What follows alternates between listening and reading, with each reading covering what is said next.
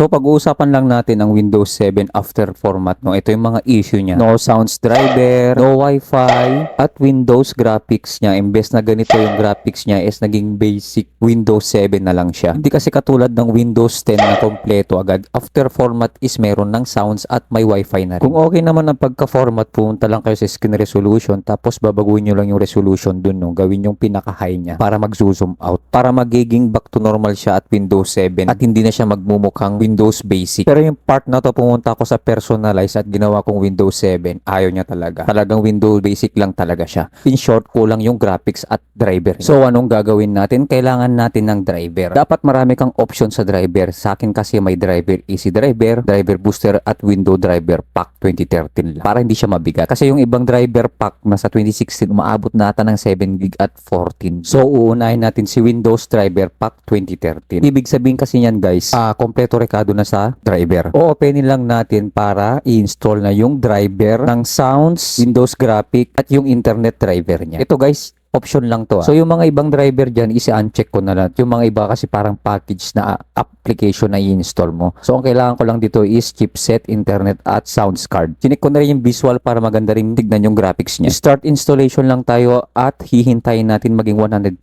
yung preparing to install niya. So kung mapapansin mo naman driver installation, yung chipset niya at yung mga ibang driver niya pa, no. Katulad nito, network card adapter installing na siya. After nun is i-restart mo na. So pagbukas niya, i-check lang natin kung gumana siya, no. Kasi maraming laptop na napaka-arte talaga. So yun nga, hindi siya gumana sa driver pack. Pero actually guys, itong driver pack kapag nagfo-format ako is ito talagang gumagana at effective. Ito lang kasing laptop ang may problema. So another option tayo sa driver. Ang gagamitin ko is 32-bit kasi Windows 7 32-bit naman to. Easy driver pack yung gagamitin natin. Ito yung install niya guys nyo, version 5255. Old school siya, malamang. At the same time, syempre, i-check lang natin yung net, sounds at yung graphics. Yun lang kasi ang issue sa kanya. So automatically, hintayin natin kapag install, no. Minutes kasi ito guys kapag nag-in-install mo. Total, hindi naman natin chinek lahat kaya medyo, siguro tingin ko mga 2 minutes lang to. So after install, automatically na may sasabihin na restart your computer. So kapag nag-open na, i-check ulit natin kung gumagana na siya, no. So naging effective lang sa kanya is sounds card pero yung Wi-Fi at yung graphics niya is hindi. So itong video na to is kahit ako is nag-assume ako. Pero ang diferensya talaga is laptop. So sa 3 option na tayo pumunta, no. Kailangan ko na ng LAN cable at internet. Update driver na lang ang isusunod nating step. So ang last option ko is driver booster. Huwag ka mag-alala, effective rin to guys. Legit to, hindi ako nag-scam. Baka sabihin nyo kasi na puro na lang hindi naman effective lahat. So itong booster na to is trial lang. Pero huwag ka mag-alala, after naman pwede mo nang uninstall. Basta ma-update mo lang lahat. So next step is scan mo lang at hihintayin mo. Medyo matagal-tagal rin to kasi maraming driver yung ini-scan niya. And then i-check lang natin is network adapter. Yun lang kasing pwede nating i-update. Kapag updating niya, as usual, maghihintay na naman tayo ng minutes. After complete driver updates, kailangan mo nang i-restart. After rebooting and start window, vision failed na naman tayo, hindi siya gumana. Kahit i-on mo yung Wi-Fi LAN niya. So, ibig sabihin nun, nasa Wi-Fi hardware na po siya. Sa loob na po siya mismo ng laptop ang may problema. Pwedeng palitan ng bago o kaya pwedeng baklasin. Hindi ko na mabilang yung repair ko, pero ito talagang pinakamaarte sa akin. Hindi ko rin napataas yung Windows driver niya sa graphics kasi mababa talaga yung gigahertz size niya. Pumupunta siya ng